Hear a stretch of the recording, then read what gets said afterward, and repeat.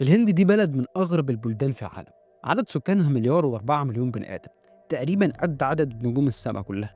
وفيها 33 مليون إله. ومدن زي مومباي اللي فيها أغنى رجل في آسيا عايش في برج فيه 3 مهابط للطائرات، وجنبه ناس بتموت من الجوع في الشارع.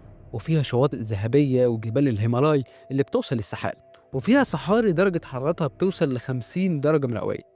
يلا نعرف أكتر عن البلد اللي هتخليك تصدق إن الدنيا لسه فيها عجائب.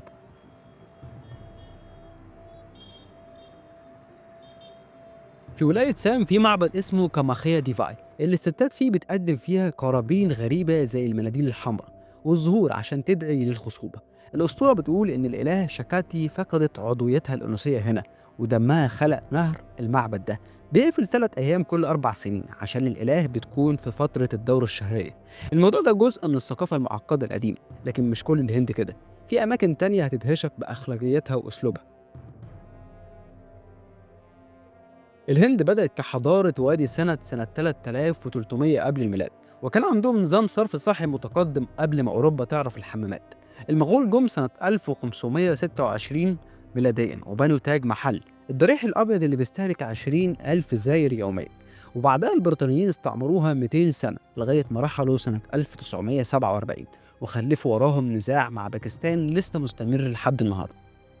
جغرافيا الهند فيها كل حاجة تقريبا، من قمم الهيمالايا اللي هي أعلى جبل في العالم وطوله 8848 متر لصحراء قاهرة اللي درجة حرارتها بتوصل ل 50 درجة مئوية. مومباي مدينة الأفلام بوليوود اللي النجوم فيها بيصرفوا مليارات على حفلات زفاف، وقصور دلهي العاصمة اللي فيها آثار مغولية وجنب مولات فاخرة. وزحمة المواصلات اللي بتخليك تفضل 3 ساعات عشان تعدي إشارة مرور بس. باغور العاصمة التكنولوجية اللي فيها مقرات لجوجل ومايكروسوفت، لكن لو اتصفت بالزحمة مش هتعدي أصلا.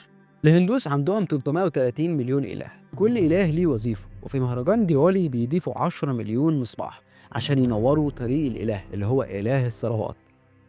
اقتصاد الهند هو الخامس عالميا ب 3 تريليون ونص، وفيها 100 ملياردير، لكن 80 مليون شخص عايش على أقل من دولار يوميا.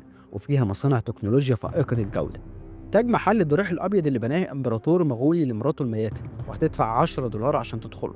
شواطئ غوريا الذهبية اللي هتقابل فيها سياح من روسيا وألمانيا. جيور المدينة الوردية اللي كل مبانيها لونها زهري عشان تستقبل أميرة ويلز سنة 1876. بس وكده نكون وصلنا لنهاية الفيديو، ويا رب يكون عجبك الفيديو. السلام عليكم.